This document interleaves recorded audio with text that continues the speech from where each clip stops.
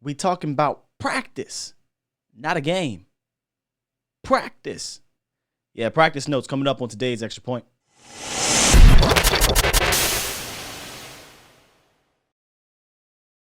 What's going on, Cowboys Nation? Will Skywalker still here from A to Z Sports Dallas. Just coming to give you some quick notes on what I saw out there at the Star in Frisco on today's open practice. From today's open practice, it wasn't anything crazy today. They did shells, basically no pads, helmets, or what have you, jersey. And it felt to me like a glorified walkthrough, to be honest with you.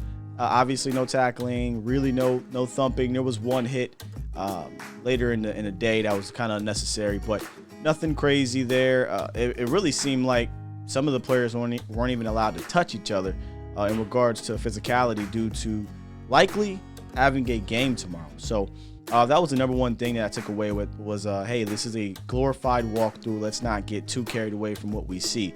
So what I tried to do was doc who was with who lined up where.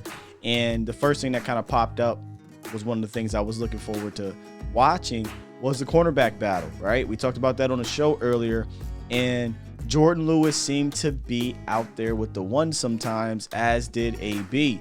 Now, we'll know more tomorrow against the Houston Texans where J. Lou fits, but I have J. Lou and then I have AB looked at as your cornerback too, and I start thinking, let me go watch Kennedy. Maurice Kennedy continues to impress. I get it. It's just a glorified walkthrough, but they did do drills. They did do 7-on-7s, and they did do offense, defense, just could not hit, essentially. But that doesn't mean you can't cover. And Kennedy continues to do that very impressively. And the note that I have here is that Kennedy is sticky. He's just, you cannot shake him right now. Maybe that's a detriment to some of the wide receivers, but you just really cannot get away from Maurice Kennedy. Now, it wasn't on Amari Cooper, it wasn't on CeeDee Lamb or anything like that, but he continues to just look like the best cover corner outside of Trevon Diggs to me. So that's something that took away from today's practice, is that Maurice Kennedy continues to impress. He looks sticky in coverage. AB looks like your cornerback 2 so far. And Lewis, we talked about him in the show earlier. Where does he fit? He's getting 1 and 2 reps. So you'll see all those guys, I think, alternate at the end of the day. But one thing is for sure, 2 things for certain. Nahshon Wright and Kelvin Joseph are not going to be your starters from what I've seen right now. Another nugget out there today was the return of a couple players, Dalton Schultz and Demarcus Lawrence. Demarcus Lawrence was sticking around on Monday, I believe, and I think he was participating Tuesday, Wednesday.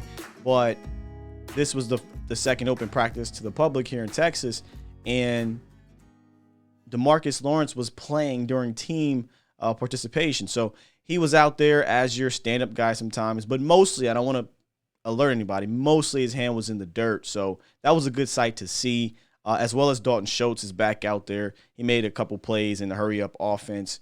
He looks like he's not hampered at all by the ankle injury, so look forward to seeing him out there tomorrow against the Texans, as well as Blake Jarwin.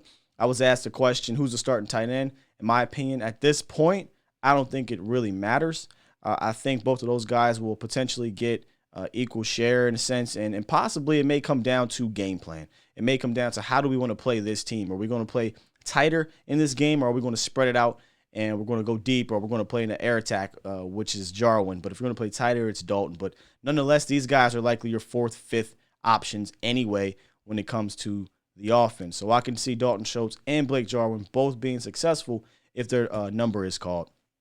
And finally, I looked at Randy Gregory a lot today, and we talked about him on the morning show.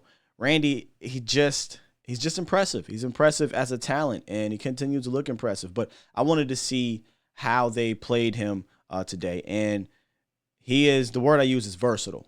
Randy Gregory finally can show his versatility under Dan Quinn. Coming out of Nebraska, to me, I looked at him as a stand-up outside linebacker because he was 6'5" and only like 235, 240 at the most. So putting his hand in the dirt, dealing with big tackles like that wasn't his game. Well, now Randy's bigger. He's more mature as a pass rusher and as an NFL player. He's up to about 260 or so he can handle that. But he still has that athleticism to stand up. So Gregory was hand in the dirt, standing up, dropping back, coming forward. And I love to see it because you can really mess with teams' heads, offenses' heads, when Randy Gregory, you don't know if he's coming or not. You don't know if Randy's going to drop or come, and then they send maybe Micah Parsons on the other side. And you saw that.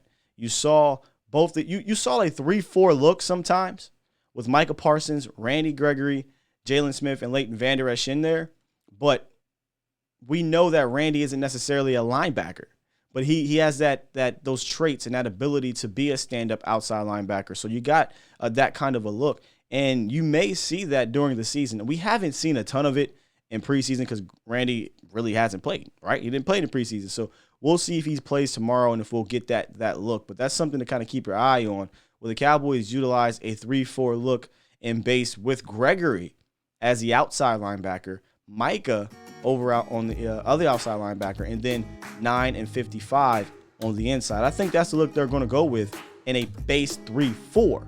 But if they decide to go 4-3, which again, I want 4-3, 3-4, it's a multiple defense, right? But if they do a hand in the dirt 4-3, it's possible that they run out Keanu Neal as opposed to Jalen Smith. They may decide to put Micah in the middle and didn't have Leighton Vander Esch and Keanu Neal on the outside, but we'll see.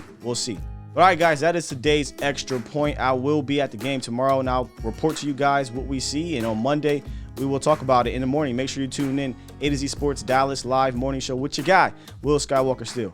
And I'm out. Peace.